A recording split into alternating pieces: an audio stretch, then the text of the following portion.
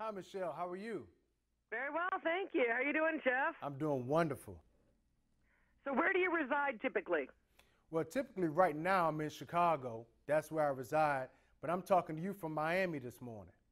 Oh, but weather, I'm betting is a little bit better down there. Yeah, it's just a little bit better down here this morning than it is up there in Chicago, weather-wise. Can you please tell us a little bit about your culinary background? Oh, well, I've actually been a personal chef now for about 15 years, and I've been cooking for Dwayne Wade for about 12 to 13 years. Wow. Yes. Well, what is your favorite thing to cook for him? My favorite thing to cook for him right now would be pork tenderloin. I do a nice, okay. I do a nice teriyaki pork tenderloin that I do for him. Now, what are some common misconceptions people have about pork? Well, pork is very, is very flavorful. It's quick and easy to make, and it's a great value. So it's a great protein to put into your diet, especially when you are trying to stay healthy. Now, some people are confused. Actually, so am I. What is the difference between a ham and a pork shoulder? What's the difference? Well, with a ham, the ham comes from the back of the pig, really, which would be like the Boston butt, and then you have the shoulder. So, they're both very flavorful cuts of pork. But, if you're trying to go into a leaner pork choice, you would want to go into maybe like your chops or your pork tenderloin and things like that. Now, what are your favorite cuts of pork? Now, my favorite cuts of pork are the pork tenderloin. I also like the chops, the New York chop, the ribeye chop, but my favorite is that porterhouse chop. Now, can you please tell us the difference between those kind of chops that you just mentioned? Well, the difference is with the porterhouse chop, it still has a piece of the tenderloin on the edge of it. So you have like 3 different variations of pork. One is a little bit denser, one is a little bit more moist, and it's just a great combination altogether. And then the New York chop doesn't have a bone in it. It's more of just like a steak, like a New York strip steak, but is a pork steak. And then you have the the pork tenderloin, which is very, very good and is very lean, which is great for when you're working out and you want to recondition your body and get those muscles back together again after a great workout. Now, what is the pork board? I'm sorry? What is the pork board? Oh, well, I'm so excited to be a part of the National Pork Board and to talk about the Taste of Now, which is the campaign that we're working on to expose people to how flavorful pork is, how quick and easy it is, and what a great value it is. Do you have a few pork recipes for us today? Oh, most definitely. Now, one that we're going to use for the big game is our oven roasted back ribs that we have.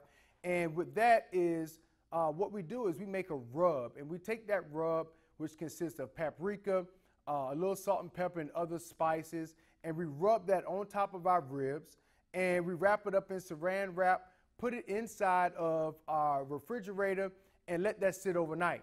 Now, once we do that, we bring it back out, and we put it in the pan, and we roast that at 375 degrees in our oven, and then we pour a little bit of the juices off, rewrap it again in foil, and turn the heat down a little bit and just let it go.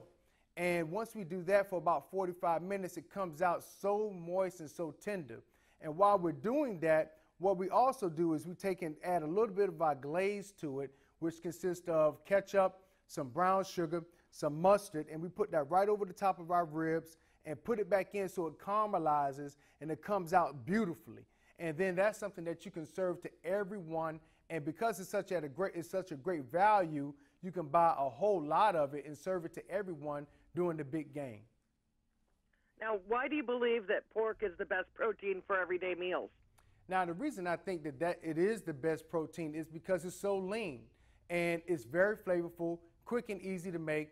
And as I said before, everyone now is trying to be healthier, live a healthier lifestyle. And what better way to do it than to include pork in your into your everyday meal selections.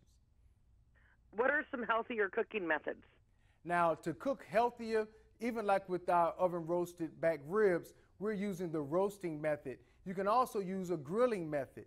These two methods are very healthy because you don't have to add any extra fats, oils, or things like that. What you're doing is just using the internal juices of the pork to actually season and to keep it moist and flavorful. Now, what is actually your connection with the National Pork Board?